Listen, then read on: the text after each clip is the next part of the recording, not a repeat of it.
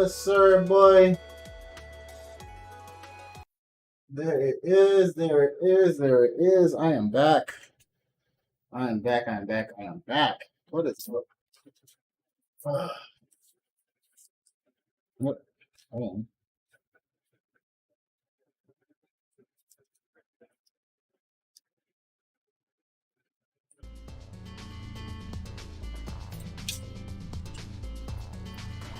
there we go. RPG is just around the corner. Yes, it is. Just been brought in early access. Now, So jealous. the first 3 hours of the streaming an afternoon, so why Super Mario RPG is often considered not one of the best SNES RPGs, but one of the best RPGs ever.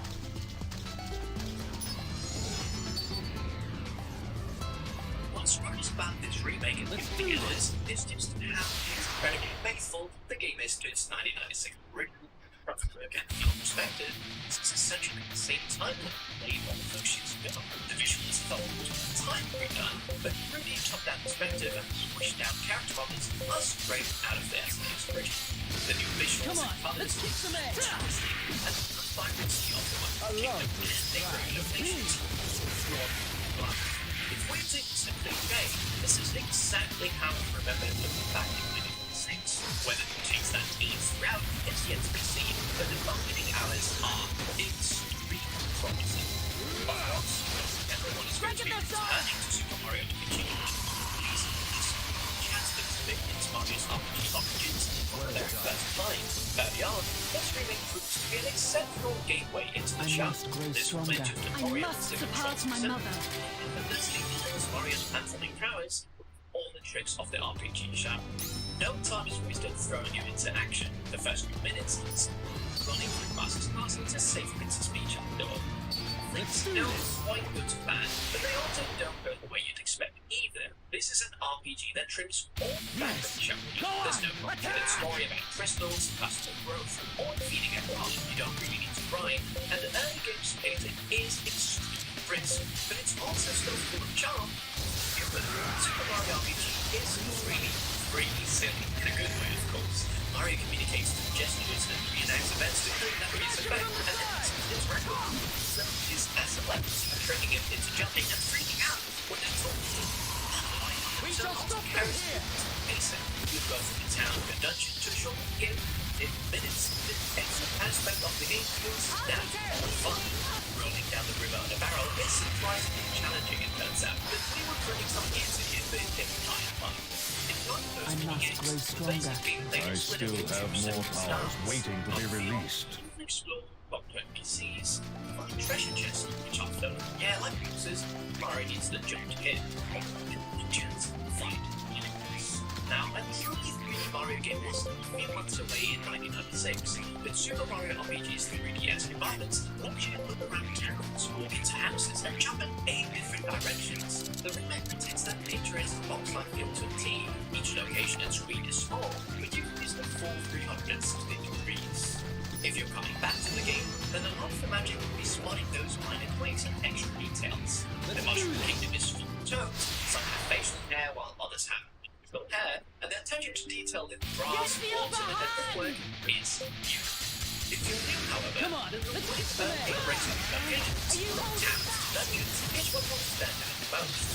Early locations, the town has buildings, a shop, and an end floor. Each place is easy to navigate, or even the dungeons are fairly linear. There are also locations like Forest Maze, which require a bit more puzzle solving. A new power! Guess I'm not seeing up right yet. If you've played Mario RPG or Paper Mario, then a lot of the elements will be familiar to you. But if you're completely Mario RPGs, then this one is probably the best one to start with. To do damage, characters can do a standard normal attack, or special skills. But there's an added level of interaction with the action command, where if you time an extra button pressed perfectly, you'll do extra damage. And when the enemies come to return the favor, well, that perfect button press can also be used to guard against their attacks.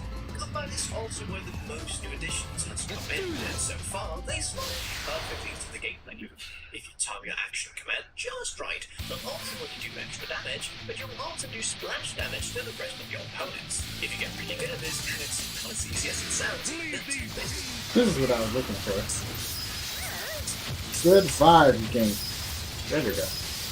Ash, Brandon, Daniel, we all just got to see about half an hour of Super Mario RPG for the Nintendo Switch, the remake that is coming out in mid-November. We're recording this in late October, but when you see it, it'll be a few days after that. So we've all just seen it. We've all just had an eyes-on demo of the game. Nintendo invited us to, like a virtual demo of the game. So we weren't in the same room, we didn't get to play it, but we did get to watch a member of the Treehouse play through roughly half an hour of the upcoming remake of Super Mario RPG, and I think we all have some thoughts. We were kind of excitedly chatting about it in a DM between ourselves while we were walked through a small portion of the game. We were in Moleville Mines, which I'm struggling to say those words. It's quite early in the morning here when we're recording. But yeah, it was, well, we all have some impressions, so I don't want to start off giving my own impressions because I could go on forever, and there are 4 of us here.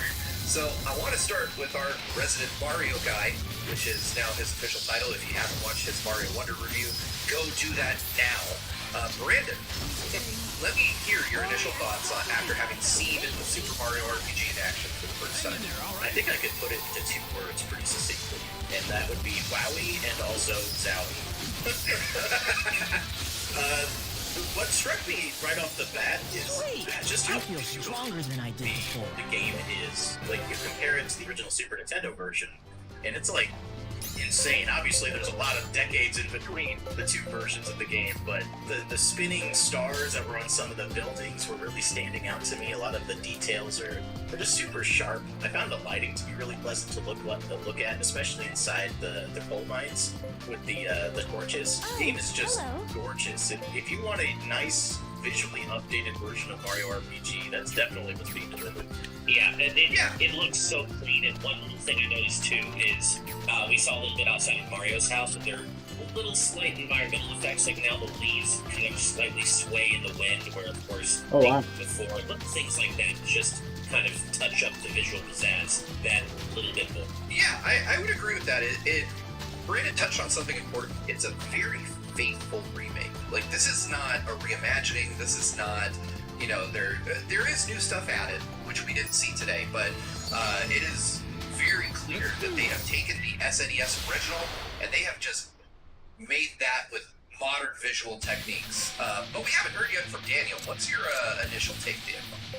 Yeah, like if you look at it just perspective, everything is just exactly the same as you remember it. It's the same angles that you're just familiar with. The animations are the one as well. Like there's no actual like it's hard to describe because obviously there's more to this, but there's no or anything for you to see. The sprite art and it has these 3D tools that we love, and everything is very nice. It's very nice as well. I noticed a lot of things that we heard, music that you're hearing, there's like more layers to it now. So like the first one, it's like now I'm sensing out this music that you hear now. Like I was just in a little bit because there's a section that I never heard before as it kept going, and that's just like the battle music, the plays themselves. It's just little by little, I'm becoming stronger. Yeah, in particular, I've always had a really short loop with the original, and now there's a lot more to that particular theme. Totally agree. The one thing I'm going to disagree with, Daniel, you're so right, the animations are 1-to-1, but there is one new animation that I have to call out. 3 words: level up, dance. You're now say dance, and it's. I agree with Daniel, you're so right, the animations are 1-to-1, but there is one new animation that I have to call out. 3 words: level up, dance. Your party members level up now, say dance, and it's so good. Yeah, I do absolutely love that they introduced that little thing. I do want to kind of roll back to the animation talk, though. The level up dance is really cute, and according to the folks at the Treehouse, everybody, including Bowser, has those dances, so I can't wait to see them. Oh, yeah. But there is, I personally, as an old head Mario fan, really appreciate the level of trueness, the way they're sticking to the original source material, because the style of animation in Super Mario RPG is something that has kind of gone away in the intervening decades since the original came out. 16-bit RPGs were kind of known for that style of animation that exists in Super Mario RPG, where characters might just do kind of like a funky, like, raise of the arms, or kind of spin around in place to deliver emotion, right? Because, frankly, 16-bit consoles weren't powerful enough to do a whole lot more than that. And I think that if you changed those, you would fundamentally be changing some of what gives Mario RPG its charm. There's a specific part in the demo we saw where Bowser is trying to rally his troops.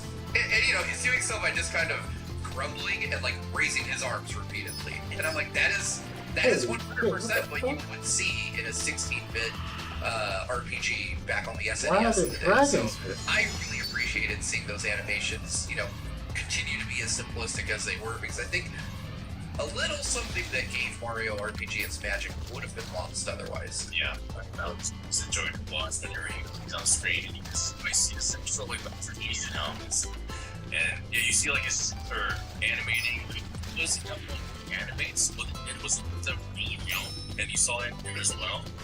To work with these constraints that they had back together and keep that and adapting it to this new style. And I'm glad that they're keeping that feel. It's rigid in ways, but it's charming. It has back in those like Super Nintendo era 16-bit RPG days. Yeah, it is a very, very faithful remake visually. They didn't fix what is broken. I think it's to the game's strength that they're not losing that kind of 16-bit era charm. They didn't try to overhaul the way the game looks. It is very, very faithful one-to-one just with modern tech, and I think that is the way to go. The original Super Mario RPG, it's really hard to think about it in these terms now because of the intervening years since it came out, but it was a technical showcase when it launched on the SNES way back in the 90s. There weren't a whole lot of games that looked the way that Mario RPG looked. You know, it fits in with a small group of like Donkey Kong Country and stuff like that that really pushed what the SNES was capable of. These were pseudo 3D graphics at the time. So one of the big appeals as somebody who was around back then was that this was one of the best looking SNES games on the market. And visually, the Switch version of Super Mario RPG really pushes the envelope for what the Switch is capable of. There's really excellent use of lighting here. The models are really detailed and crisp, you know, while maintaining that original kind of squat, chubby Mario RPG art style that we all kind of know and love. And it's basically like they took the renders from the promotional art in the 90s and just brought them to life on the Switch. And I'm here for it. I absolutely love how this looks. The Treehouse even told us that they were still going to have Mario deliver exposition by like morphing into other characters and stuff like that, which I'm really excited to see because I don't know about you guys, but for me, every character model I've seen so far was just, I mean, it was gorgeous. Yeah, there's really nothing to complain about from a visual standpoint. Even the menu's got a nice upgrade, and they still have some of those fun, like little character patterns that are in the background. I noticed on the menu screen where you see your party. They're faint, but they're still there, and that gave a lot of character to the original game on Super Nintendo. And it's nice to see that that wasn't lost. Right. They had like a lot of those just in the background. I'm like, yeah, I noticed that too. But the screen. Sure, I know some people played like the UI, how it took a bit playing. But one thing that I was excited was to see that they kept super because super version of this game was read Western release. Colors in the original Super Nintendo. Being bad, it was just the whole chase purple. Yeah, it was another across all originals going to be the multicolor stuff. I appreciate that. Yeah, it looks way better. I agree. The UI just overall has a very clean, streamlined look to it. That yeah, Daniel, I know you were saying that some playing maybe looks a little bit generic, but overall I think it suits the look of the game well. And as you were saying, Brandon, it doesn't lose that personality from like the drawings you were like the head drawing of like the fire flowers and stuff that you were talking about. It still has that kind of character to it still as well. Yeah, I mean, and we're talking a lot about how faithful the game is, but there is new stuff. I mean, beyond just the end game boss battles that Nintendo has already shown in trailers for the game.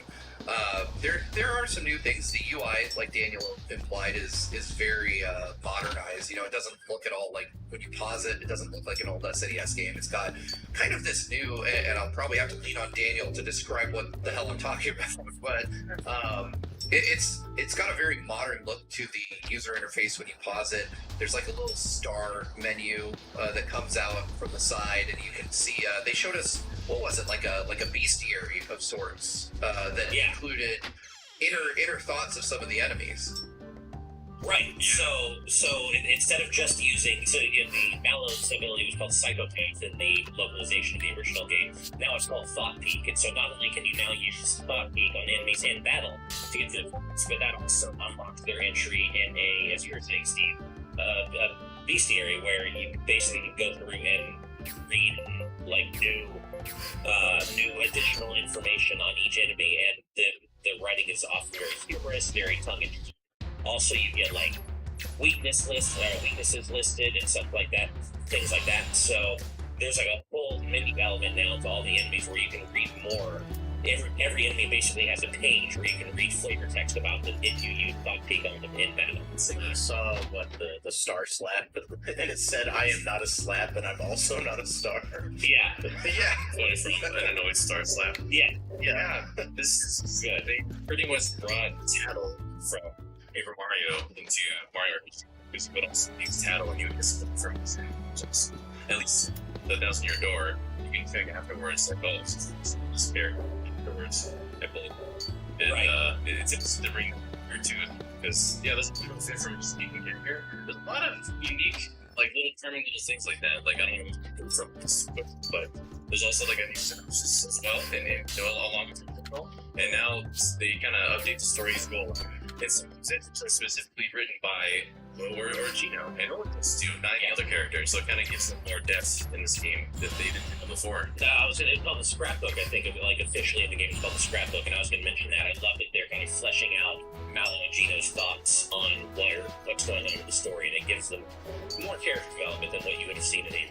Yeah, I'm a big fan of the new stuff that I've seen so far, and of course that doesn't just extend to the UI. There are some very, very minuscule new things included within the game systems themselves. Specifically, in combat, Treehouse mentioned to us that if you're new with a character, that you will see an exclamation point that kind of shows the timing to get a critical hit, but then it'll only happen for like the first 5 times if you've gotten it. So if you're able to nail that timing 5 times, then they will take that away, basically trusting you that you know and understand the timing of the characters now.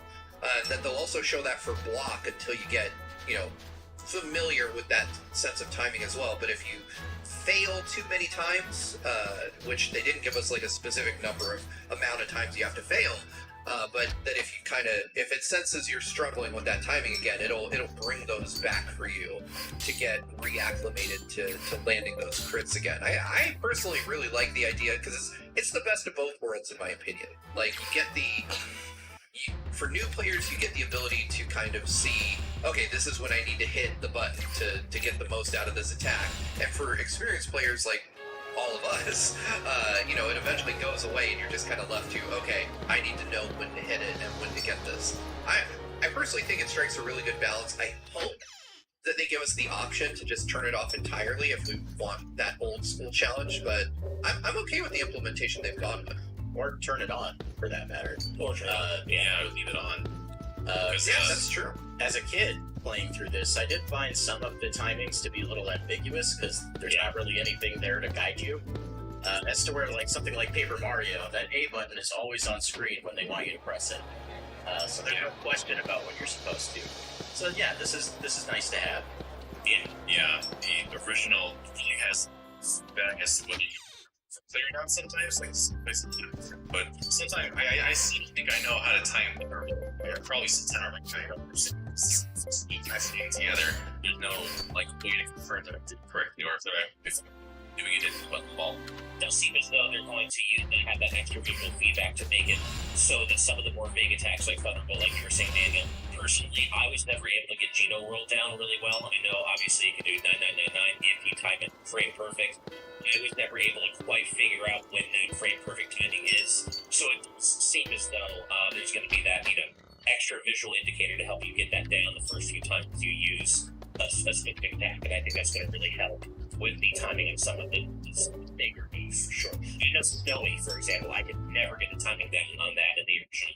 And this should be a little bit more obvious, which I think is a good. Speaking of frame perfect, correct me if I'm wrong, but I think if you frame perfect block, it blocks all damage. It does. Correct. Yeah. It's a super guard, sort of. I've heard that guards all the way. Yeah, so if you frame perfect time defense, it blocks all the damage, and if you frame perfect time attack, as we've seen in trailers and such, it'll do splash damage to the entire enemy party, which is interesting. You did specifically ask if enemy stats have been rebalanced around that new addition, and they said they haven't. The enemy stats have not been rebalanced about that, and I'm a little concerned it could make the game, an already easy game, even easier. So well, it'd be interesting to see how that goes. But on the other hand, there's something we saw for the first time in our preview this morning that kind of pushes the needle back the other way, and that's special enemies. It's in trailers, correct me if I'm wrong, but I don't think we've seen that in trailers up to this point. And special enemies are basically powerful versions of existing enemies that have buffed up stats, but will guarantee you a fraud point when you defeat them. And from what we saw, it was a regular enemy in the Moleville coal mines that was it was designated as a special version of that enemy, and they were doing a lot of damage and taking a lot less damage. Like those stats were not playing around with those big cutscenes. Not only does it give you a fraud point, I think it's worth more experience as well. Kind of Yes. Dragon Quest. Yeah, I think so. Yeah, it was interesting because if I remember correctly, when the Treehouse rep that was doing the demo for us was up against those two enemies, one was regular, one was special. They wiped out the regular enemy in a single shot, Yeah. and then it took a couple go-arounds for the whole party to take out that special enemy, and he almost took out one of the, I think it was Geno, that the special enemy almost took out entirely. Right. So it was definitely interesting. One thing that we saw that they didn't show us completely though was there's a system by which you can wager your experience or your points. Like it would just drop every time it just didn't want to do it. I was interested to see what that looks like in the remake, but yeah, it was pretty interesting to see that as well. But of course, we're kind of skirting around like the big addition to battle, right? Which was the triple attacks, like the new triple attacks, which require a meter to fill. But then they're just, I mean, it's basically this game's version of summons, right? Like they've remade these from the ground up, and they look amazing. I love the animation, just these CG animations that you get to go along with the attacks. But I also love that CG animation wasn't 30 years long. It was nice and brief. Yeah. So you're not going to get tired of watching these over and over again because they're not going to eat up all your time. And importantly, you can't use them over and over again because you have to fill that meter, and at least in the demo we saw, it took several battles to fill that meter all the way up.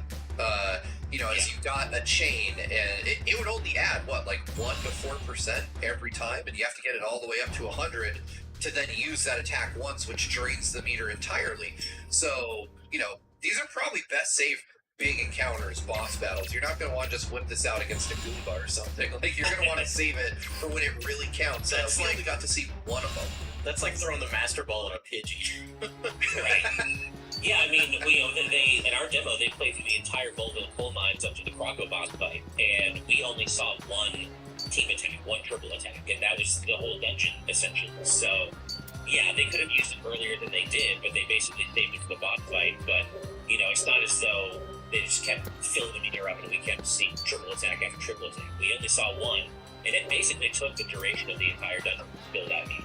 Yeah, and it wasn't OP either. Like, he hit Croco with it, and Croco still had a lot of gas left in the tank, so it's not going to wipe a boss out either. Right, and it also depends on your party composition. Every specific party composition that you can build in Mario RPG is going to have its own triple attack, and some of them don't even do damage. Some of them are support abilities, for example. So it'd be really cool to see which combination of party members give you specific attacks and different abilities and such. It was also interesting to see that speaking of party compositions, resistance, say you want to, but then continuous and considering those changes give buffs to your party, and depending on what's on your party, like if it's in your party, your buffs will on attacks. It's 2+, and it's you're gonna be more mindful of how you use cheat this time, not just on having the same ones every time, because it's that and also with the triple attacks as well. So having those, there's a lot more layers on here than there used to be, and it's They very clear that they haven't added anything new specifically to the main story. Like, you're not going to be seeing new areas, new bosses and such in the main story run, but there are these new post-game challenges where you get super beefed up versions of certain bosses like Booster and whatnot, that and Johnny, and we've seen in some trailers that they can do a total party wipe, 9999 to the whole party. And I think that's where we're going to see these additional mechanics really shine, like really having to think about specific party composition, which triple attacks you or triple abilities you get from certain party compositions, and making sure that you're building big time to attack and time defense chains to get those damage and stat boosts, because those post-game bosses seem like they're genuinely difficult. And I think that's where these additional mechanics are really going to shine. Assuming there's rematches against all the bosses in the game, that's quite a bit of additional post-game content as well. Yeah. So they'll keep you playing. It's interesting because I normally talk about the fact that RPGs don't demo well. I don't usually get much from watching someone else play an RPG, especially, let alone playing it myself for a brief period of time. But I think that Mario RPG benefited, at least for me, from familiarity with the game because it is such a faithful remake. I know what we're in for, and it's really just kind of seeing the new things they've added. Obviously, you know, the new visuals, stuff like that. One of the things I was really excited about, though, and I'm surprised we haven't fully touched on it, was just flipping back to the original soundtrack and being able to hear that. I thought Ash would have gushed about this in the first 10 seconds of this video. Everybody expects that. You know, I didn't want to steal the conversation too much, but yes, of course, I do love that you can switch back and forth between the original and remastered soundtracks. And, you know, I mean, for me, probably primarily be playing with remastered soundtrack just because every second of the original soundtrack is permanently etched in the brain, of course, so I know exactly what all those songs sound like. And I want to hear these new versions of all these songs, because as we know, they're all being done by the original composer, and she's like the opinion. So we've heard clearly, as you guys are saying, all of it sounds so good, and I just can't wait to hear the whole soundtrack remastered. It's sounding so good from what we've heard so far. He also said very briefly that certain moments of the game will have the modern soundtrack, no matter what city you have it on. So I'm wondering what that's going to include. Sure, anything. You know, haven't seen before that has that is before it's modern soundtrack that is the original. Right. Yeah, I wonder, maybe certain cutscenes or something could have been added. Yeah. I was going to say that my honest impression of that is that the cutscenes will just have the modern soundtrack, and that you won't be able to listen to it. I mean, I could be wrong. The Treehouse did not clarify, but that's just kind of the way that statement read to me. Is like certain moments to me that just meant cutscenes. Like you go into a cutscene, and maybe it's because the cutscenes themselves are pre-rendered the same way that the triple attacks are, or something to that effect. Like maybe there are moments in this game that we haven't seen yet that are just pre-rendered, that are not happening in engine, and thus you can't change the music out or something. That's kind of how I read it as well, but who knows? They didn't specify as you said, but so we'll have to see when the game comes out pretty soon. Sound-related note I wanted to mention. I messaged this to you guys while we were watching the demo. Text boxes are super silent, and it made some of those conversations feel weird to me. I know the original was like that too, but it's just odd. Not even like or something. Yeah, I'm so used to hearing, like, you know, you hear that there's like usually a sound effect in a lot of RPGs these days associated with text book. And you don't hear that. There's nothing like that in this game, and it is a little weird. Yeah, it's one of those things where I think game design has evolved since then. There's a sense of tactility to text appearing on screen that you get through that simple act of adding sound to it, right? It draws your attention further, and it feels almost a bit lifeless when you you don't have that. But Yeah. I'm torn. I'm of two minds. Like, I appreciate that they're hewing so close to the source material that you're basically getting a window into what games were like 30 years ago. But then there's also, okay, but there are things that have just been objectively positive changes since then. And the part that makes this particular Ready, change steady, baby. weird and interesting to me is that Nintendo has clearly taken notes from the last, several decades of game development improvements and added things that they did deem more appropriate. Like one of the things that they mentioned, which was a staple of the 16-bit RPG era that I'm glad is gone now, is that you never knew when you were going to get skills in Mario RPG before.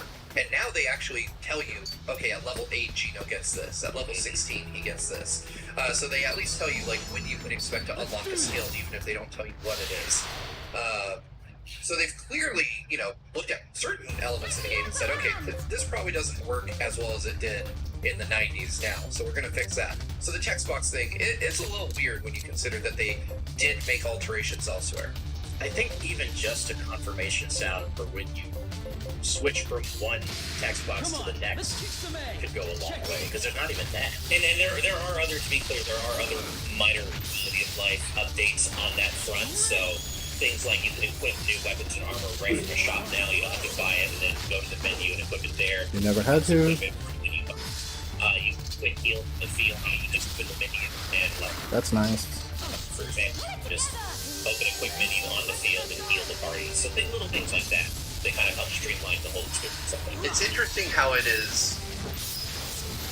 I always told you when you land in that ability. I must grow stronger. Mystics. I hope I grow stronger than before.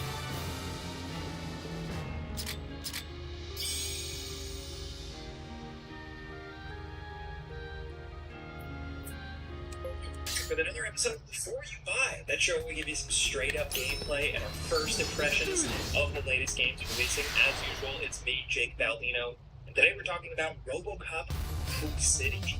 This is from the developer Payon, the folks behind the most recent Terminator game, Terminator Resistance. It was a fun but well-received game that kind of understood the Terminator franchise. So here, they've been given the keys to RoboCop. And this is significant because RoboCop doesn't get a lot of video games, and the ones he has gotten have been pretty hit or miss. This is also significant because I am RoboCop's #1 fan. So there's your context.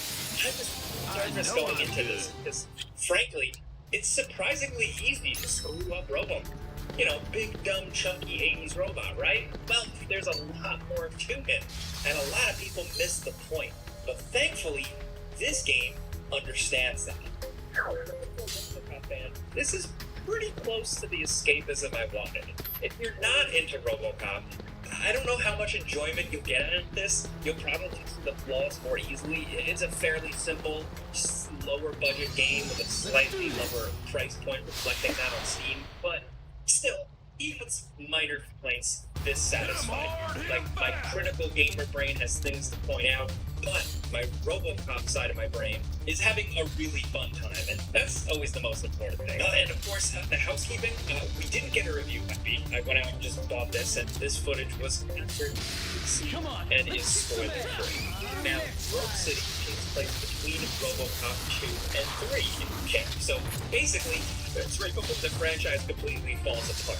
Now, in this game, old Detroit is still a mess, and RoboCop is just on the job, doing his policing thing when a new crime wave hits the city, centered around a mysterious figure. It's masked baddies. I won't spoil anything, so it's up to you and your partner and Lewis to get to the bottom of things. Now, you navigate hub areas and go into interior sections that usually bring large-scale shootouts. This is There just are the beginning. criminals and gang members issued up in this game, and the first-person shooting is awesome, actually. It's incredibly simple. RoboCop can get a few upgrades throughout the game, but you're mostly just blasting away with your Auto 9, you're picking up enemies and chucking them around, and you're shooting explosive barrels. You can also pick up objects like TVs, chairs, a bench, whatever, and shoot at enemies. There's some bullet time slow-mo and some breach sequences, and all of it is incredibly violent and destructive and excessive. Enemies are like basically begging to be shot up a bunch of times thanks to some really good gore and blood effects and a lot of exploding heads. The Auto 9 has really great feedback with the shooting. Even if the sound of the gun isn't 100% perfect for a stickler like me, it's pretty close and it gets the job done. Explosive barrels are everywhere and enemies constantly use turrets, throwing grenades, so there's some chaos on the screen. And the best part is that the walls fall apart, furniture goes flying, debris everywhere, things crumble. The destruction is surprisingly good and really adds to the fun of shooting. Because, again, it's limited.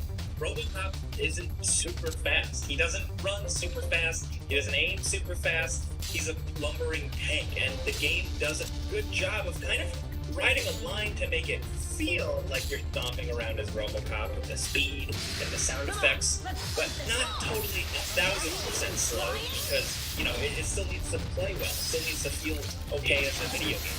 And I think they found a good middle ground. RoboCop takes a lot of damage, and you collect his OCP charge, healing items, and eventually use environmental heals because, of course, this is a video game.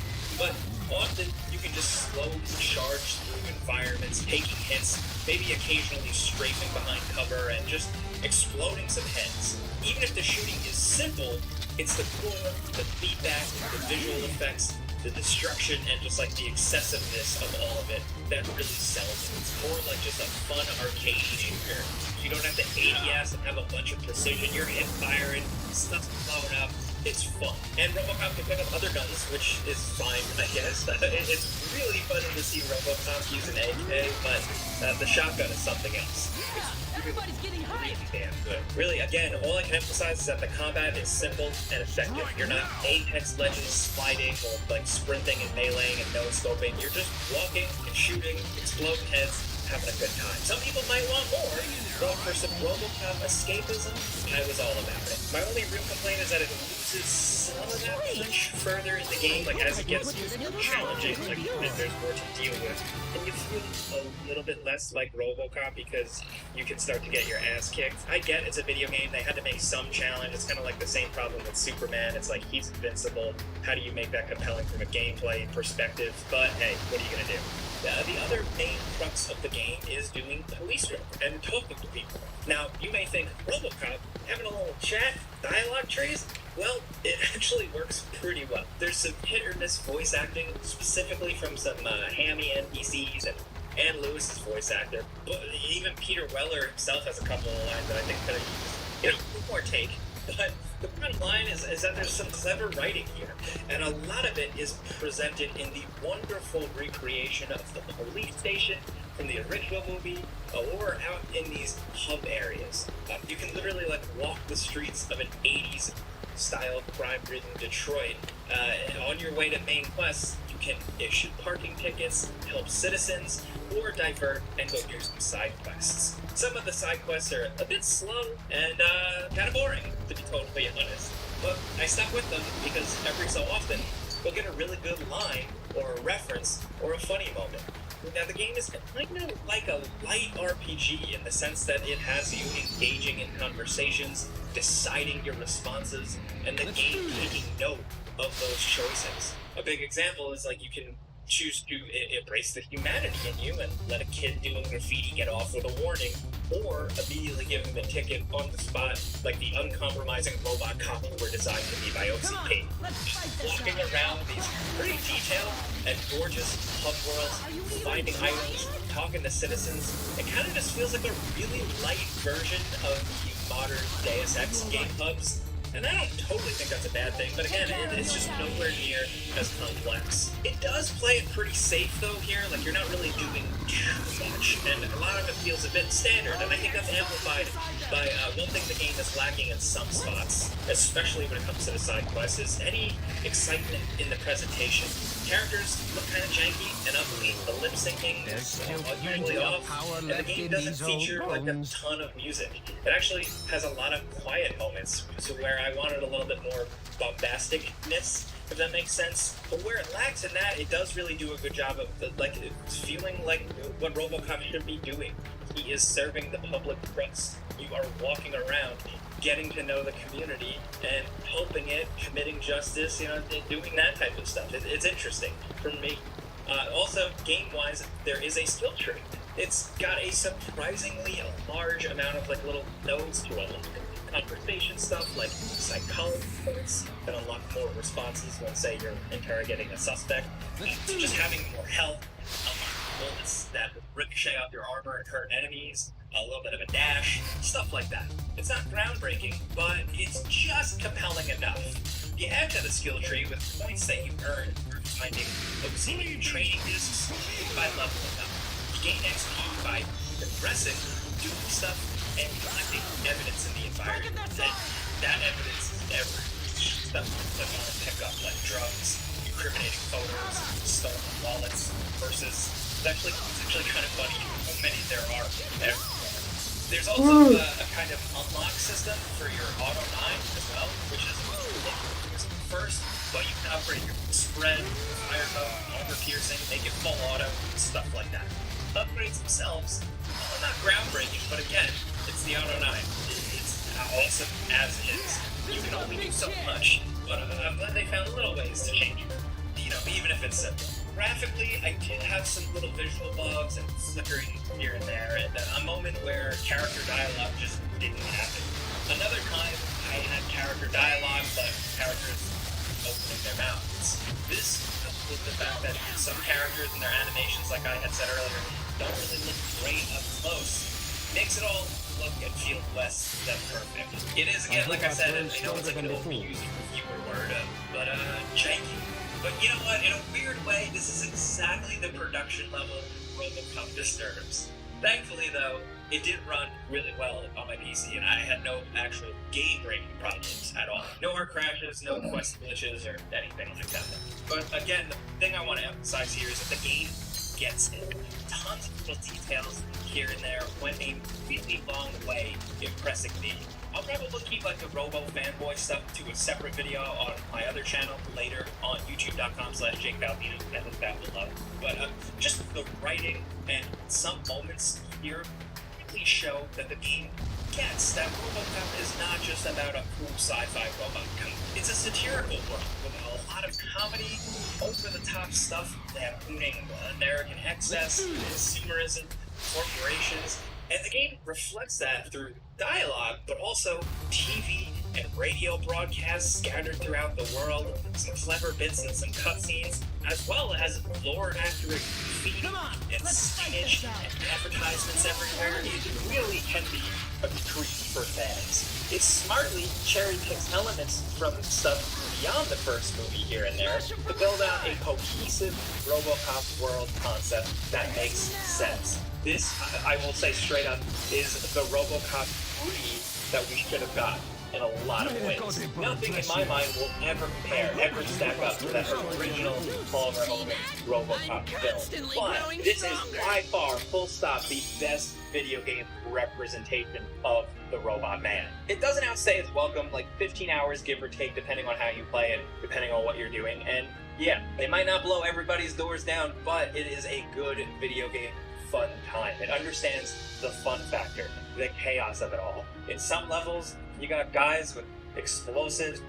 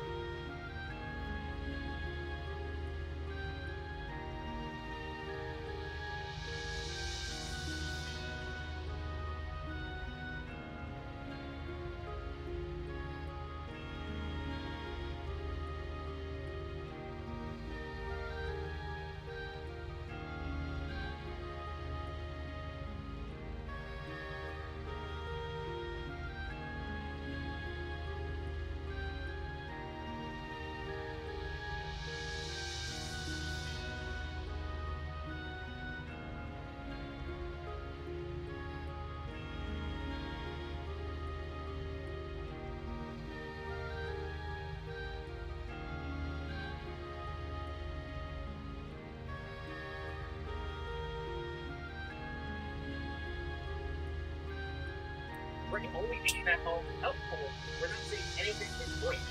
So that's the story. He is fucked up.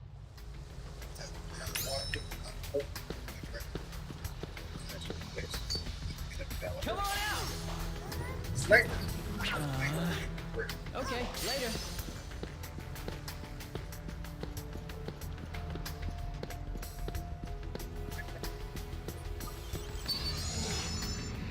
On a break, he's gonna turn baby. Let's do this. They don't turn on baby face until there's some way up you, which that's not the purpose. For a baby face swap. So they talk about options. Like, well, I didn't work in that. I was just the other. You're not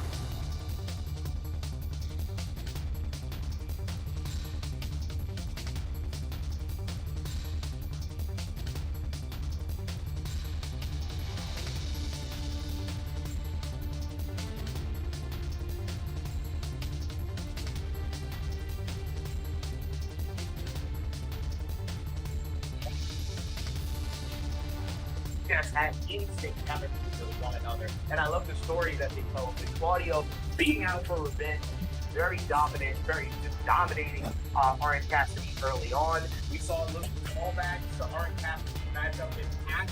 Starting to put some little things rain, but Claudio was ready for it, clotheslining him down on the floor. Just really just muscling his overpowering Cassidy out the matchup. At one point, Cassidy goes to the floor and he picks him up on his shoulders. He walks around the ring, up the steel steps, puts him on the top rope. Eventually, he sets him up after Cassidy tries to fight away, tries for some sense of Come on, let's kick some ass. Pulls him up back to the top rope. It's a big delay for play. It's very impressive. We get some series of great reversals. Cassidy tries to fight back. He takes a dive back inside the ring to go for his tornado. But Claudio able to reverse back into the swing. It's a beautiful transition. He transitions back into the sharpshooter. Stay strong. Orange goes to the rope and transitions back into the Claudio into the uppercut for a near fall. They talk about how that state move that got last week. He gets a swinging sleeper at one point at the jump to the head to Orange Cassidy. It gets me in more trouble, but Orange gets put opposite Just a whisker ball. Orange punch into the beach break against Orange in near fall. You mentioned earlier in the matchup, and really Yuta tried to get involved, but they got sent to the match. They got arguing from the arena. The match plays out in the inning bump when the Orange punch gets countered into a move by Claudio, but that counted into the finish for a near fall. Claudio goes for May the the pop-up, God Emperor a bless you pop-up all. European I uppercut still from have Mario more goes for powers another waiting to be Orange punch, released. Orange able to reverse that, and he's standing on Claudio's shoulders, excuse me, and then hitting a first Rada pin for the flash kick. 1, 2, 3, 16 minutes, 50 seconds. I thought this was a great opener for the show. Like I said, I thought these guys have chemistry with one another, and I absolutely love the post-match as well. As John Moxley comes out to the ring, returning to AEW Dynamite, and he just comes down, and Orange Cassidy, when it's been his obsession with this second title reign of the International Championship, is he wants Moxley. And anytime he sees Moxley, basically it's on site. So you see Moxley, despite being dominated throughout the matchup, he gets in the ring, Moxley just bump rushes him, pushes him down. You got Claudio basically doing like the big brother when his little brother's in a fight. Like, no, it's one team.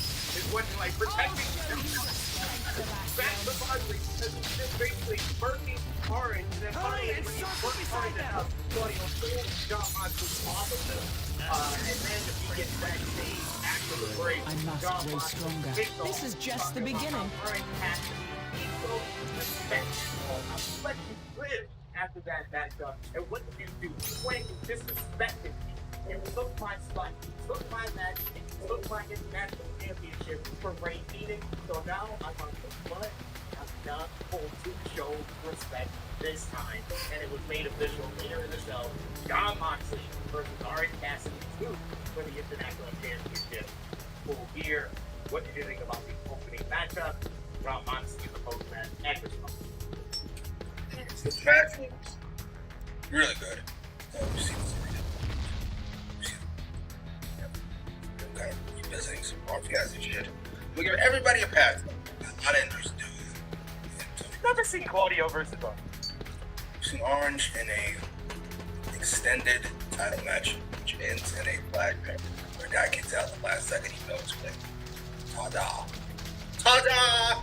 You can insert whoever the fuck you like in the other spot. You've seen this. Opening Orange Cassidy, opening international championship match. I'm gonna guess you've seen this once or twice. Just thought, I don't know. I think we have. Right. Match was good. Really good even. The star of this is Moxley, however. Just the first step of Wild Moxley start. Maybe it's because he's not wearing a pulp sweater. Like, why are you wearing sweats? Oh, a jeans and a leather jacket, like a star.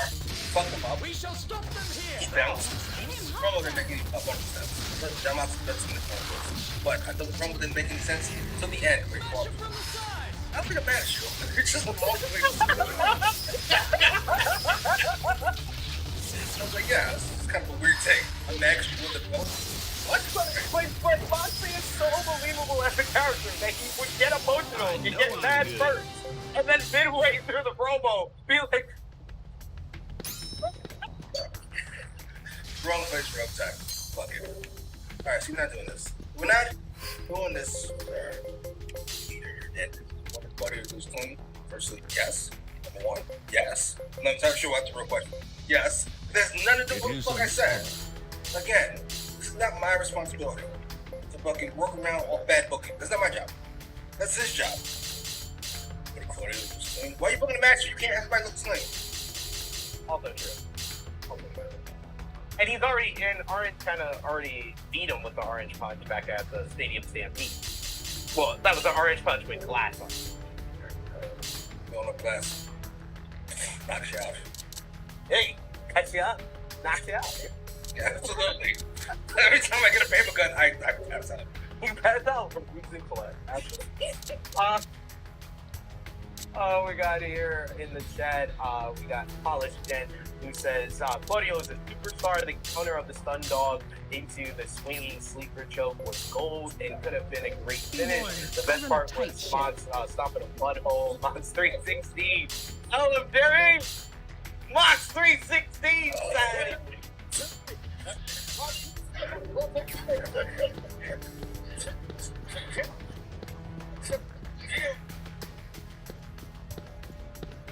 It never feels correct, yo.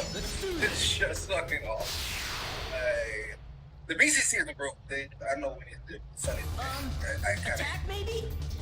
I like all of them individually. They have no. I'm not gonna say that judge deck. That's heinous, but they don't have any motivation. They don't have any. Yeah. They don't have any. They don't have the same direction that they did when they were in the Elite. The Elite 2, we knew they were trying to be the #1 faction in there, and ever since the Elite 2, we haven't known if they're babyface or heel any week, from week to week. They don't believe it. Who gets a heel guy? We don't. That's the whole point of the group. The whole point of the group, you added one guy? They still need to get that. We got Grant Girl that says Mox attacked OC and then said, I'm sorry, I shouldn't have done that. Like, nah, that's wrong guy. I'm sorry, wrong guy. It's like that episode of Atlanta that we watched. He got the wrong guy at the was looking for Ern. David Chambers saying, guessing some kind of stipulation eventually for our gym hugs. Do you think it needs one? I'm constantly growing stronger. Yeah. Think this step will be better. Wouldn't be mad either. We also got Stephen Chambers saying, really wouldn't mind Wheeler versus Hook. Let's see it, TK. I'm just like, Hook just like dresses like my nephews when they used to be in elementary school. It is a weird choice. Your choice, so I kind of see the bad. The dance floor, it's like did he add the dance floor after he started teaming with artists? Which I don't mind if he has the MCW title. It's the best. If so, I don't mind that That's the way to carry it out. I feel stronger than Mystic arts are more complex than they seem. And if he continues doing that, that was probably more than he's gotten from every other partner. He didn't retain anything from Dan Alvin. Didn't retain anything from Jungle Boy. Jungle come back. That's not fucking before. Well, did you see the picture of him? He in jail right now. He out here getting followed. It's all in the happening again. Absolutely. Hit the gym, sir. Take a karate class. That's fucked up. We got Ace. I can't wait to see Claudio versus Okada when it happens. It seems like Claudio's going to be the replacement for Dragon at Russell. Let's do this. Yeah. He's out as a replacement for Dragon. Like, I'm let down. Is it Kurt Angle? Alright, well then, not really. Mega. It's Omega? We got Trey Jones saying, he's here with us in the chat. He says, hoodie and sweatpants. You don't have to know me. It's gonna stay the same.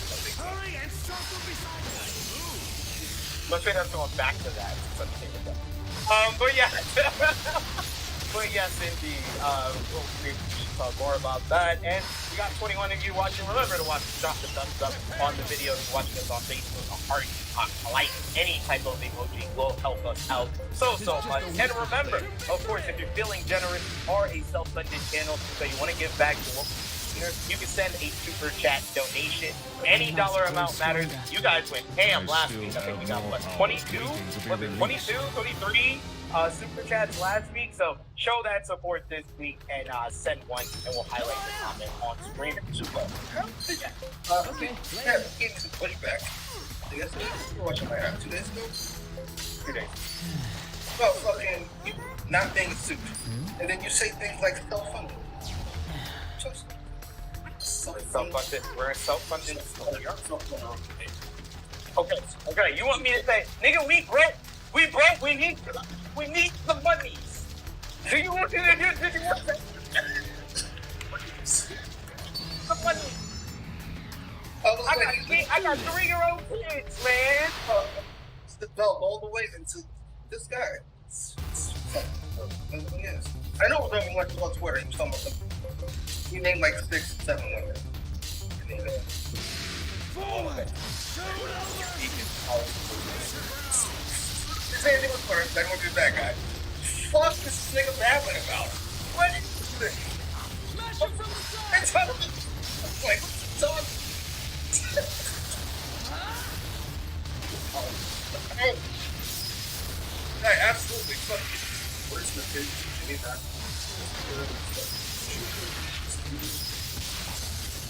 Absolutely. Wrestling Chick 108 and Malcolm X. Oh, I don't know. Let's see. What? Email wrestling content creator, sit that whole site. I'm not gonna sit back and This take is our this big fucking chance.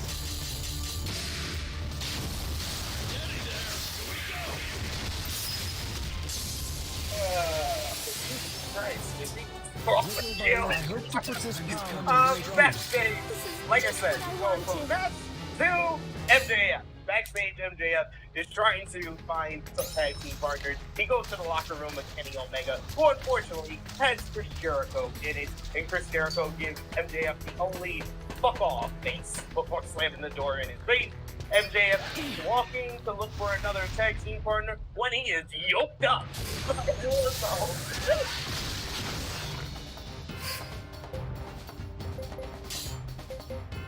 That looks like some poor Jewish kid get bullied in high school.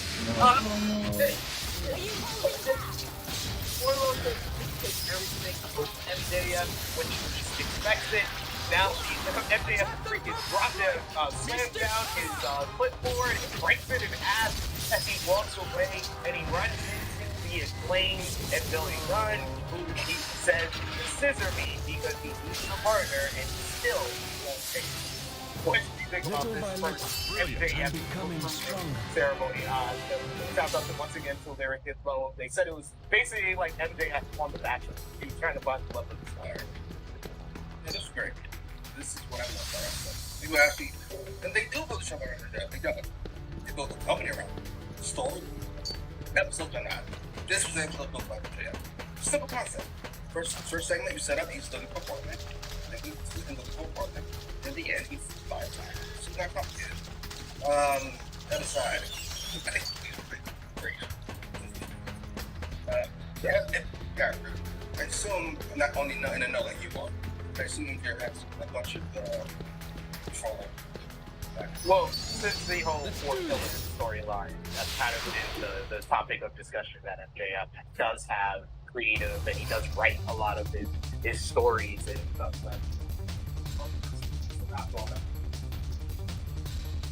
How it goes? Oh, well, it's also good.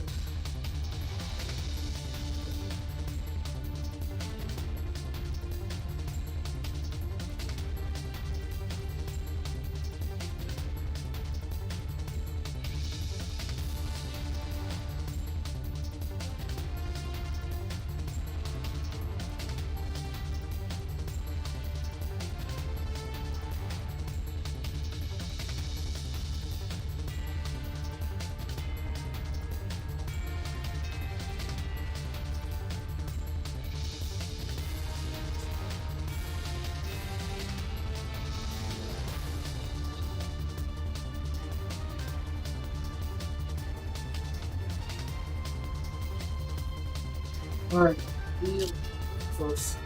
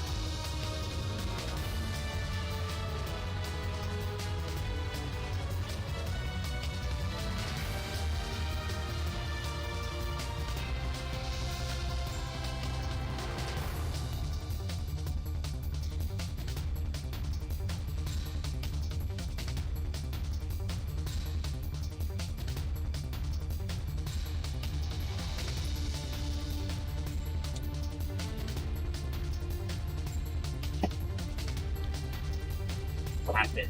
So I get why, because I know there's some people that have kind of been like annoyed and saying that the world title program has been too much with comedy, but that's what he was trying to get away from with the whole quarters thing, and y'all backlash against that. So now he's going back to what was working. So like you can't get mad. Yes, you can. No, not letting you get away with that.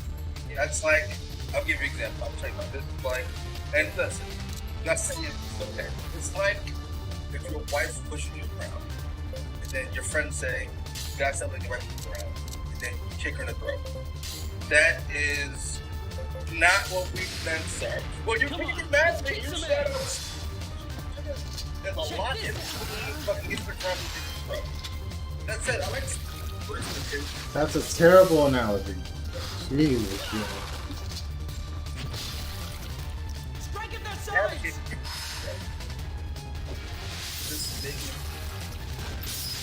He's bad at it. I'll crush you like a ball. Frank.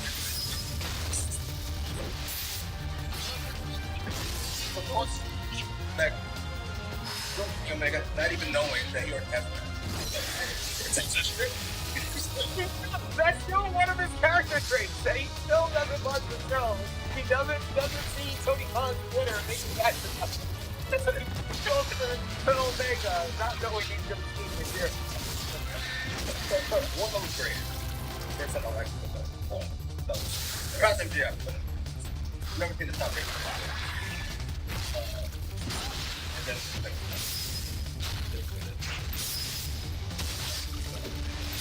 there.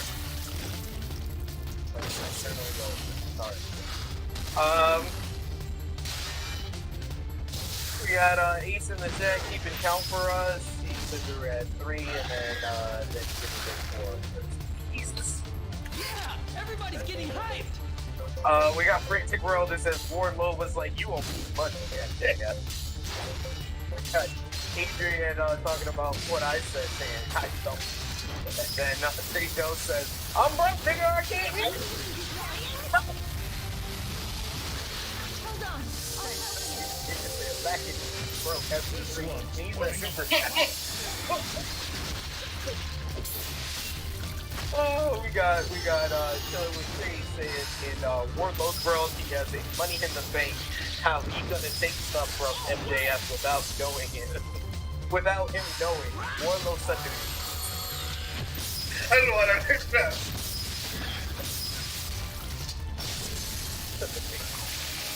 We got Trey Jones that Wardlow looks like a college frat bro on steroids, and his mad rich dad took him out of the well. Jesus. I'm not gonna say they've stayed them. I'm not gonna say Wardlow yet. Keep going. You're on the right path. We got Christopher Kidd who says, nah, Jimmy is right. There's lots of steps skipped sometimes. You know what I mean? Like oh, that one was all Twitter. God, like, that one left. Yeah. You tried leaving her, sir? You tried fucking shot her? Jesus Christ. So, speaking of stories, now we're still here to be back. Let's do this. Well, I should avoid that. It's trouble. It's so funny. Get the upper hand.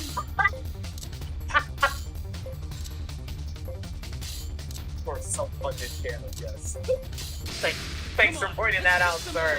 But next up on Dynamite, we had the Ring of Honor World 6-Man Tag Team titles up for grabs as the Hangman Adam Page and the Young Bucks defend against the Mogul Embassy, Brian Cage, and the Gates of Agony. This one went very short. It wasn't long, like 5 minutes in.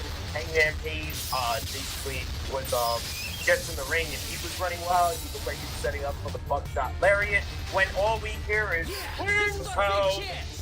Whose house? And then Swerve comes out with Prince Nana. He said, last week, how was that?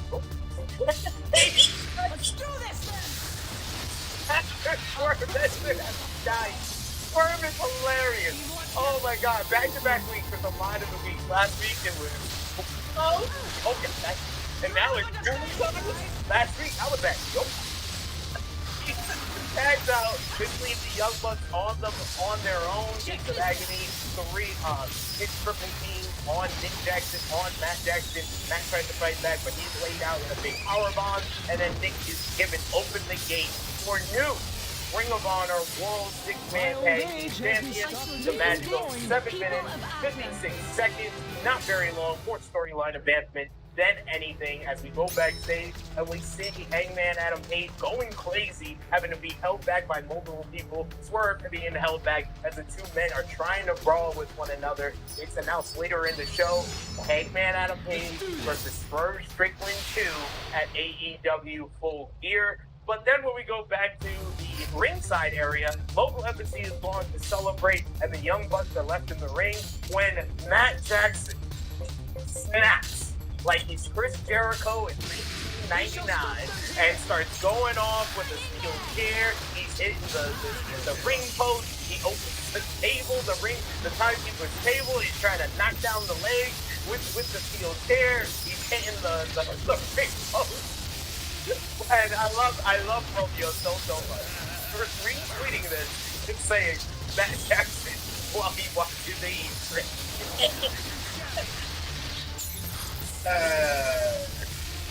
Listen. I know I'm good. That's fine.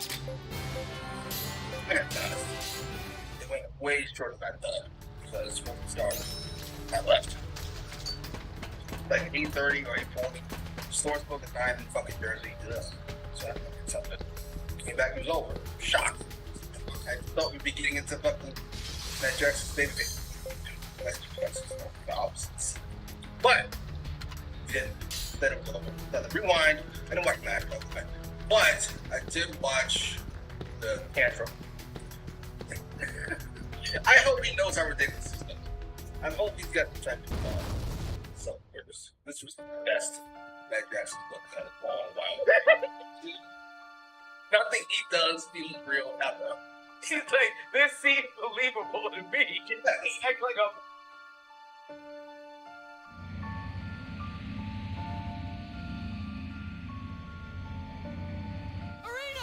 Rush, wait!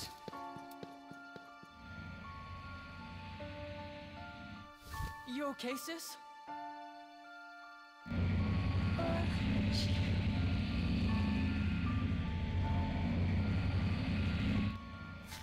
You.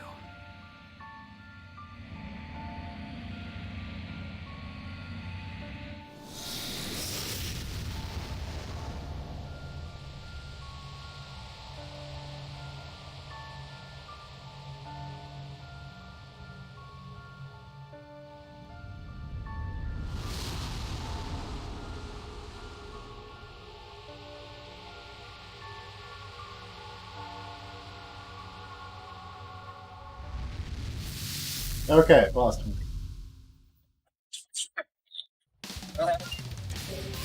Swerve and Hangman, I love Swerve. I like and it's like that. So I'll see the process off. But I feel like you don't think so? It's not his fault? Come on, kick some ass. Check Throw this your out. face. What are you doing?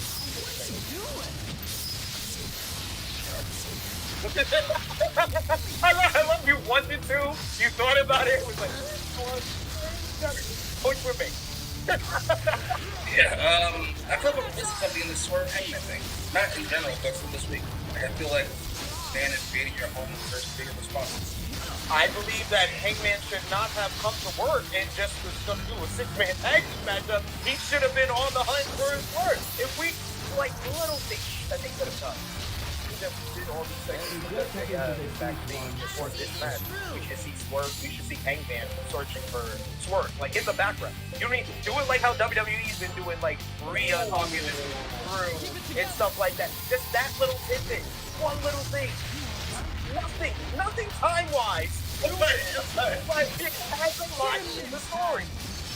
That is brilliant. Just watching him the whole time. Constantly hang back. Stop. then you can see because that's the first action recruitment section. Happened right before school.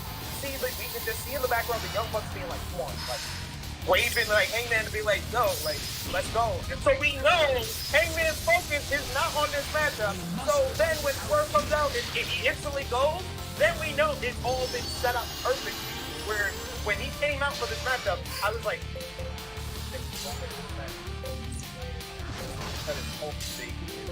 came back forward and was just about to do a 6-man tag. He didn't even really seem that angry at the group of the leader, the group that the guy that invaded his home is the leader of. I was gonna say, give us the plan. Send it back. I appreciate it. Words back on me. Fair enough. He's like, not really good. He's like, I lost the job before I even started. This is Watch just one the round. beginning. He like gave you the job, and then he's like, hey, sir, like, we'll walk in and be like, hey, sir, you should. Impressive.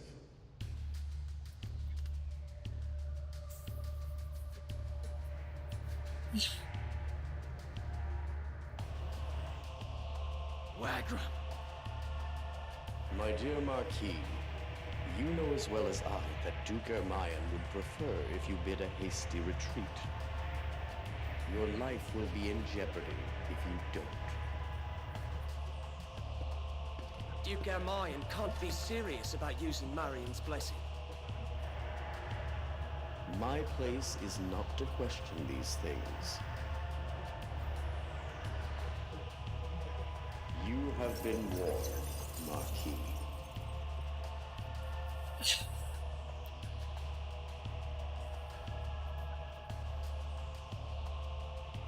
Lord David.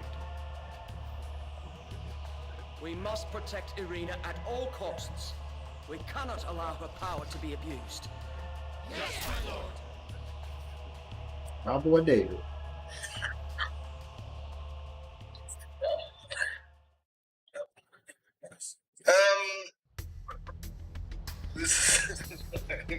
I'm joking. I don't know. I can't. I didn't know. Nah, Jerry Lynn, or take that. Or Jimmy. Jerry Lynn, actually, you know what? That shit Jerry Lynn posted this week. No, well, we stopped fucking doing things. People spoil us and spoil things, so we don't want to get this thing. Fuck. How slay that shit is this? Hey, you gotta keep that job. He lost his job before. He lost his job from WCW, from WWE, from ECW. Like, he know how to keep a job. The same. Ace and Swerve was great. We also got Frantic World who says Case needs to lock his doors, and Swerve was great. We also got Frantic World who says Matt saw what Jimmy said You last week. manipulated both the Conqueror and the Academy. Do you really think you can seize the remnants unchallenged? Not by me, you won't. You've missed my point. I am not after the remnants. I am searching for someone who can control them. It takes one with great will to operate a remnant, but it takes a great toll. The gay bold killed your father. I'm sure you're one to understand. Is that why you need Arena? So long as I have the Marshal Girl, the remnants are mine to command. The only divine power that shall be connected to them is me. How wonderful will that be? A new era will begin. I ask you, David Nassau, how would you like to join me in ruling this new generation? The remnants may bring suffering, but I will live with it, just as my father did. I will never accept your offer. Wagram? Yes, my lord. The Marquis of Athlum wishes to die. Fulfill his request!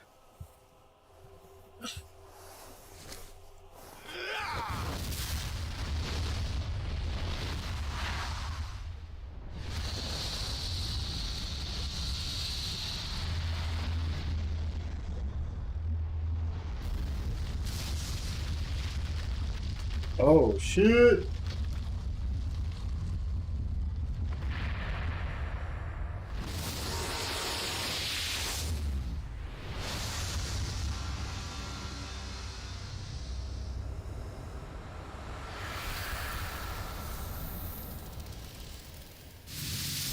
Do it. I think I said that great. Yes. I'm actually interested in this little development with the young bucks because they've literally done nothing as far as like giving them character since like the BCC and the BCC feud was more of like Kenny or Hangman before he got to Buck. No, they were that.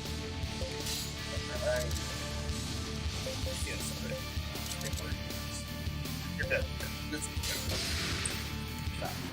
We got Killer with Stage who says Matt Jackson during the temper tantrum was the funniest thing in a minute. Bro candy spin packed up that shirt. That's how we're matching 50% though. You're not a gigantic guy.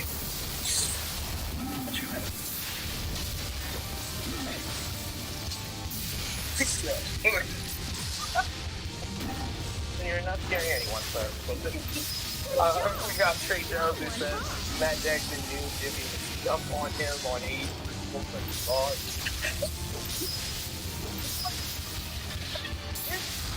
the team of Matt Jackson's big on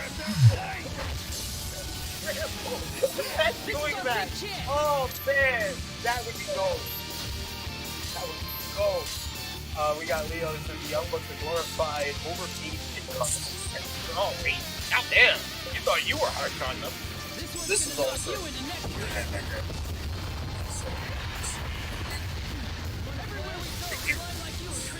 I don't even know why. But so that's a big thing behind the umbrella. I don't at all. Colin Jet saying once again, Hangman abandons his family, dude. Can't look after his home family, can't look after his work family. Work family lost his touch. Trey Jones says, I mean, you can blame Hangman when the man who broke in his house and left a shirt for his kid shows up. It was on site since last week. I got mad that's on site. Just trying to get site. Exactly. You shouldn't wait for it to be on site. You should be searching for it to be on site.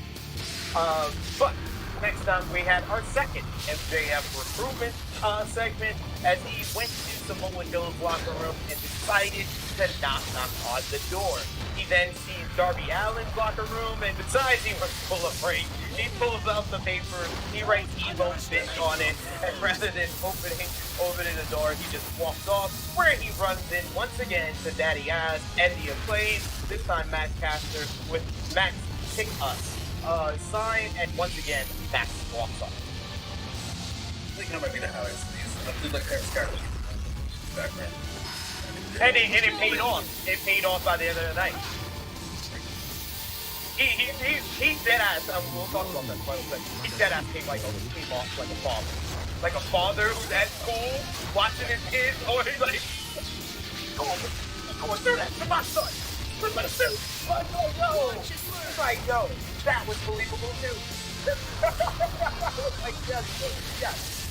Next up, we got the rated R superstar Adam Copeland coming out with that.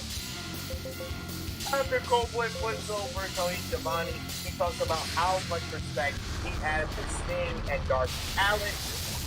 But here, no, beat this shit up. No, we've heard it. You said it 3 fucking weeks in a row. God damn it. On your feet. We're gonna hear from CM Punk. We know.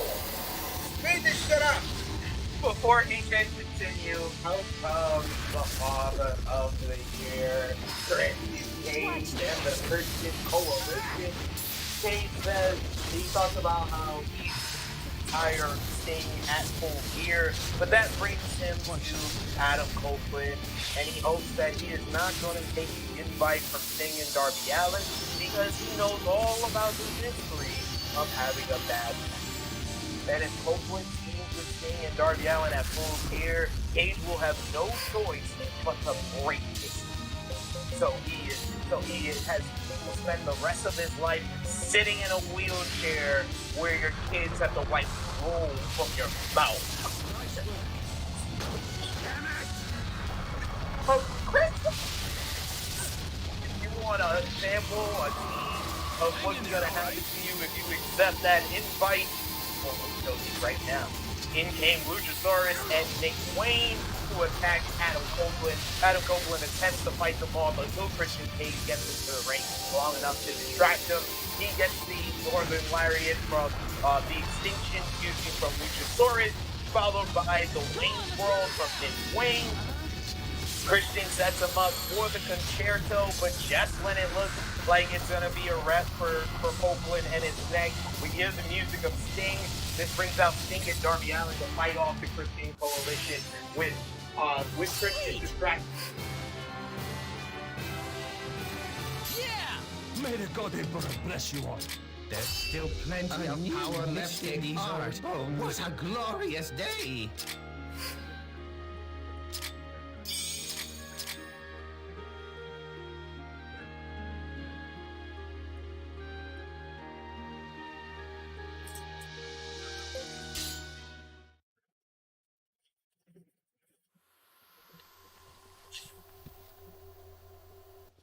The battle rages on as we speak. While you're wasting time with delusions of power, your men are risking their lives fighting the Conqueror. You will call for a ceasefire and make sure the Conqueror's troops retreat. Silence! I don't have to listen to you. I will control the remnants. Only I am fit to do so. Remember, I have the Marshal Girl. Don't you care what happens to her? Arena! Don't worry, Rush. He won't do anything to me. If I die, Marion's blessing goes with me. Shut up! Go ahead. Try to kill me. You haven't got it in you, do you? You're nothing but a coward. Impudent wench!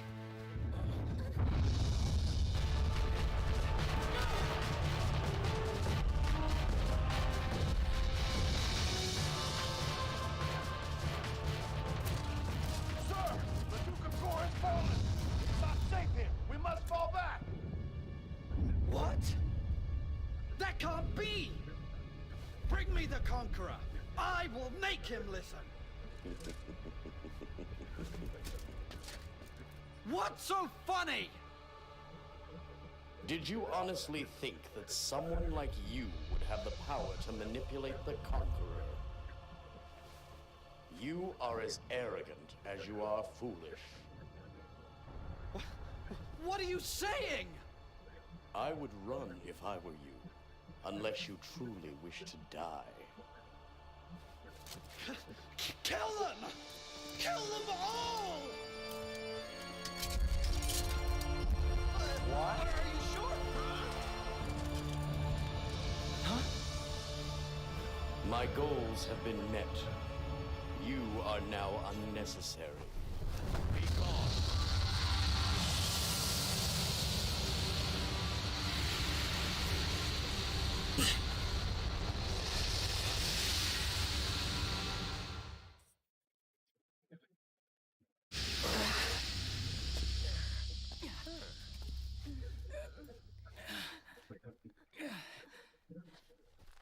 Lord David, Wagram's intent had been... I know. He merely feigned loyalty to Duke Emayan. We have no time to worry about that now. Our first priority is to get Irina to safety. Rush!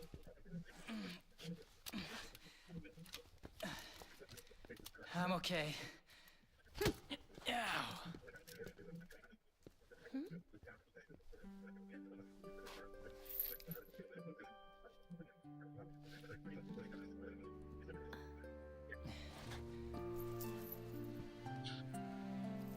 It's yours. Mom says it'll watch over you. Mom and Dad are waiting for us. Let's go home. Okay.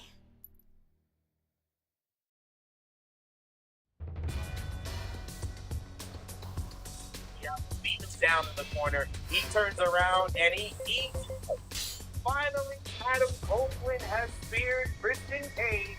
He then gets on the mic and he says he's in. It will be Sting, Darby Allin, and Adam Copeland versus Christian, Luchasaurus, and Nick Wayne at AEW Full Gear in Los Angeles. In a vacuum, thought this was a great segment. Thought it was a great segment with really good, promo work from Christian Cage. I love the action and how everything plays out. And I love how all these stories are interwoven, but it's not interwoven in the fact of this six-man feels like the blow-off. It feels like this six-man is the starting point for things splintering out with Darby and Nick Wayne and especially Copeland and Christian. So I like how this have all came together. The biggest thing I am upset over. I thought, fuck did Copeland here. You literally have been saying this.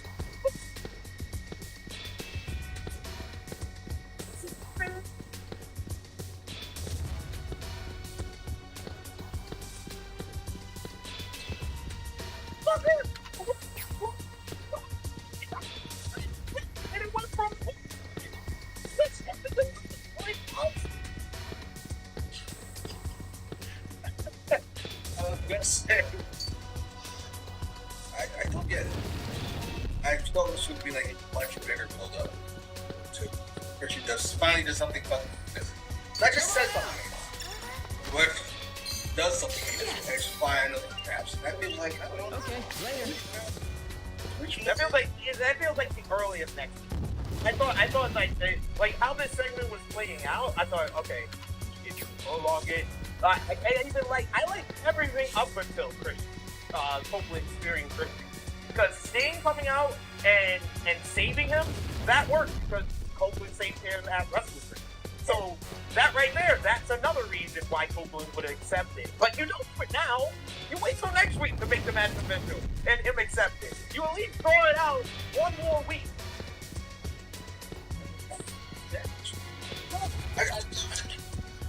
Why I know we know maybe I don't know. It just felt like we were gonna get like a dominating story. You've got a pair coming all the way out here to save your sister. Too bad there's no way out. That's what you think.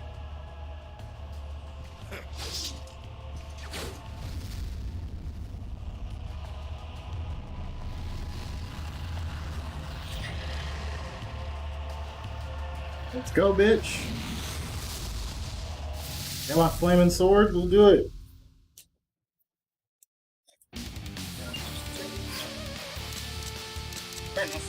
This was fine. Yeah, I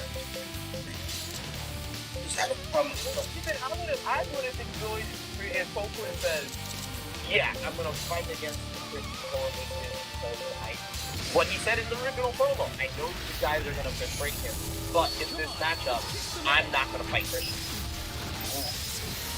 So then that's an interesting hook. And then you can also just dump that over the next 2 weeks from Sting and Darby being like, no, it's cool you're with us, but you're gonna probably have to fight first. There was so much story left. You expect Jesus. I really love this story so far. That's why it's like upset. Yeah, the story was great. The only problem, that was solid following him out. This is just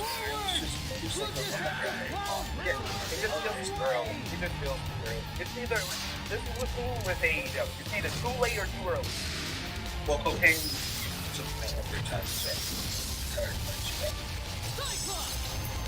Cyclops.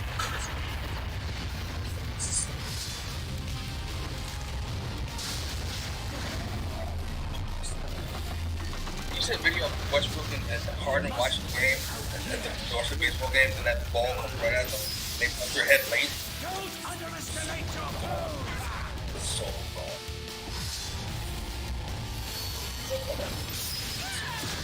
I'm thinking of someone who is so gone, so out there. You go to our very, very, very important announcement. Comic-Con is with Nigel McGuinness. They're in the back for a big announcement. All In is at Wembley Stadium next year on August 25th, 2024 at Wembley Stadium. And this year was the biggest event that we ever did. We sold 81,000 tickets. And I know we are on November 1st and people are getting ready for the holiday season. I know me, myself, my parents, they had their tree up since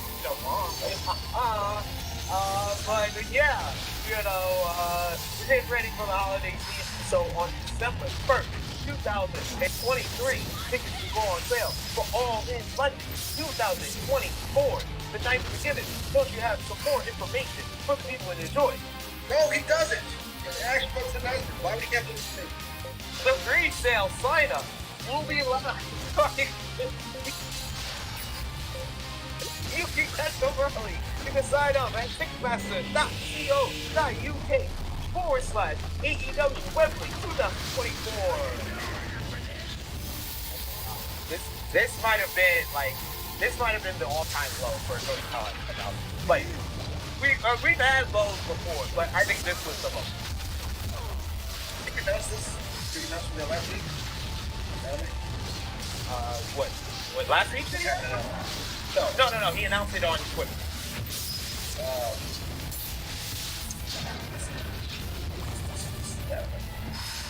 By the way, this is a bad week. Because I watched Twitter versus reaction to it. So it just felt like their expectations got more and lower. They're never quite this low. Never quite this low. I heard HBO deal. I heard Rhonda. I heard it wasn't that. Turning Rampage to a new show. I was like, these are not major announcements. That was the game. So Rampage turning into a woman's show? That would have been that. I would have considered that. I would have been like, that wasn't important. I guess it is important. Not important. This was not fucking important. Like, there's always the debate of the terminology of what he said. Big announcement, important announcement, major announcement. He said important announcement, and this was not even an iota of importance in my mind. Or to AEW! Like, what is that? Record World's still selling this troll thing. Let's say it is show. Let's say this one big troll. Thank you. Like, what you're doing is damaging your brand. You're doing is damaging your fucking business. The faith that people have in your announcement. They used to have a rating and now they don't. What is the purpose? You're just a child? Like, that's just like, come on, let's fight this out. Are you alright? I don't think it's right. He's dead serious. Nah, you don't know. Talk about 81,000 people. You mentioned like 2 times. I know. Got it. Yeah, Colin Dent does it. He's like, he could have done this with the bumper graphic in the corner of the screen, taking TV time to tell it. The fuck? 3 minutes of TV time. Could have added that to the woman's match. He's not good at it. Just have nice with it. Yeah. But still, the thing. Like, if it was good, if I see the announcement, that'd be one thing. That's something that I think that we could all like get over. Like we could be like, all right, I don't really want to see him, but at least he's good at. Be my lucky day. I'm much nicer to you, but you're not very good at it. Like some people are good at fucking. Now let's go. You were about to go in, sir. No, I'm just saying, like, we all have our things. You're good at one thing and you're bad at the other. Like, you're bad at this. It's the person I heard. He's great at this. You can't get along with your girl. There are that good at. Conqueror! Duke Amayan's plan has failed.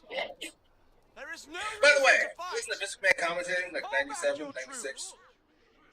And we already created. You know you can use your precious remnant to wipe us out and prove Aslam's strength to the world. I love that The battle terminology. has just In being begun. of this. Let us enjoy This man is still entertaining on TV. You wish to continue this nonsense? And he has It's useless. capitalistic. They don't get what we're saying. I'm not sure he's got anything else. He plays by his own rules. Oh, he's not matching it without. Let's speak there. He's almost there. Ruiz, Castanea, finish this. Yes, sir.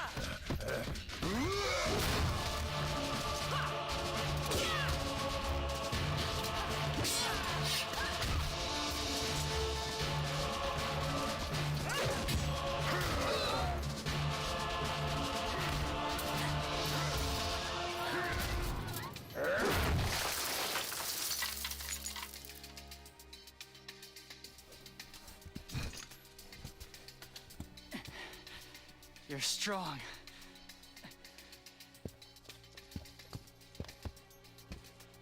But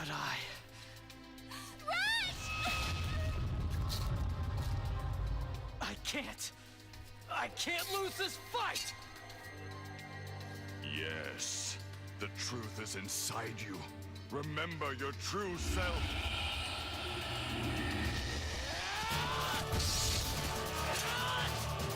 Yeah! Yeah!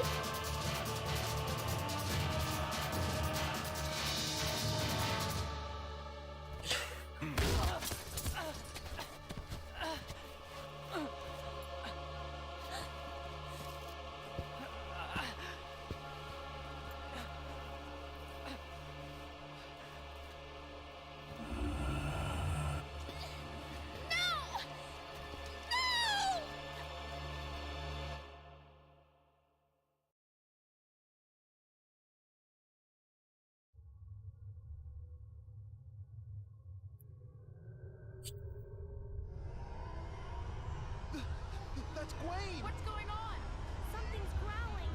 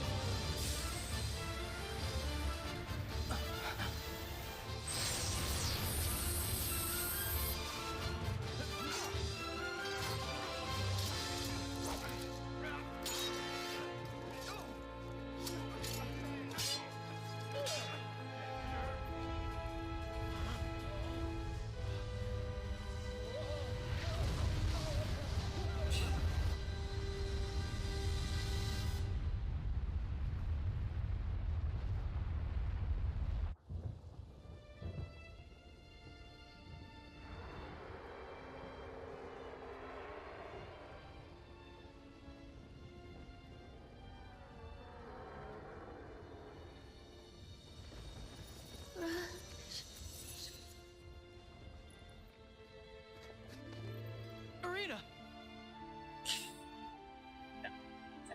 I didn't want to give a guess last time. Because I had no clue that was like. I'll give it this time. Not hating on the other. I'll give a guess. I'll say 50,000 because WWE done said, "Hey, we're going to Germany 6 days later." You might be onto something. Thus, half a year WWE passed. 100% did that to After taking control of the fuck Congress, over. the Fuck over. newly appointed Chairman Gore deemed It's Lord like, we had to Wilfred hear about O'Neill a 81,000 casualty of kids. war. We're good. We're The good. We're the official only story ones that was do that press after the releases. Conqueror killed We were O'Neill, not gonna play. the Conqueror's forces were destroyed in the subsequent fighting. Without an army to You don't fight, want this. the war was over. However, the scars left from the war had cut deeper than we'd thought. Violence erupted around the world, and the Lords, frustrated from the abundance of futile efforts, devised the ultimate plan. The Remnant's powers were to be used to suppress the violence. Suddenly, the Remnants meant to protect the people were being used against them. However, the Duke of Gore did not accept this. The people had placed their trust in the Congress, he said, and it was their duty to repay that trust. Thanks to Chairman Gore's efforts, things finally began to change. He declared that we had to uncover new remnants, something for the people to put their trust into. The Congress spread his message to the people. Their hearts were moved, and the violence subsided. A new age was dawning, one without the horrors of war. At least that's what we all believed.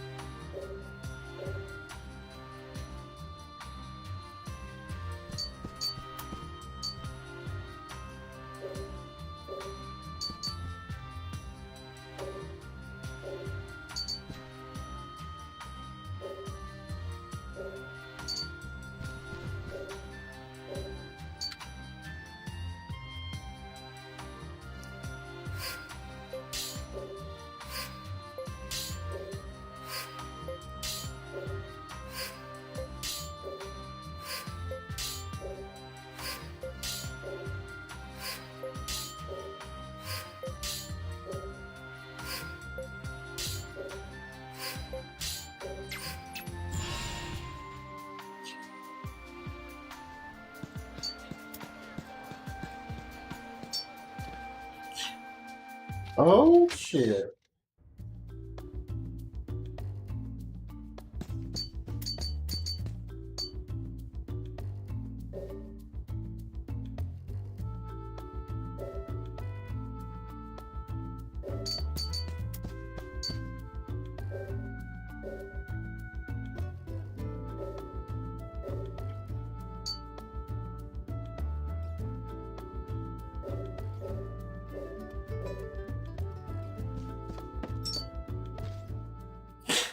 Oh yeah.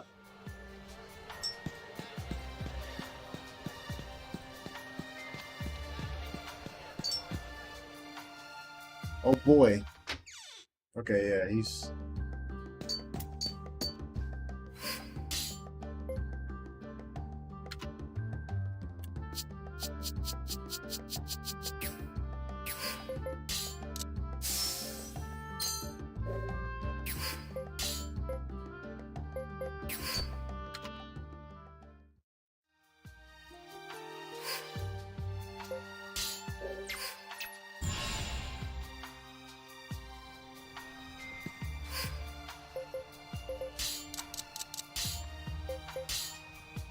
I pray my powers will be of some help.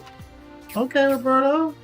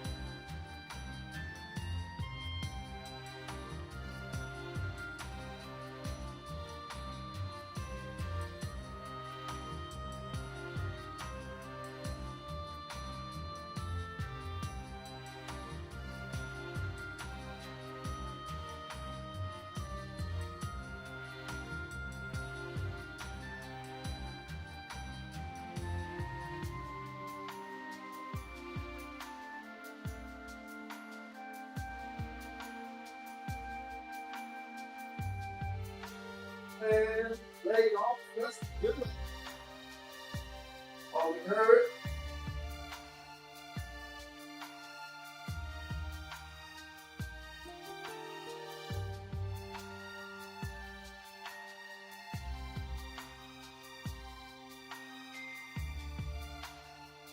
Still floating.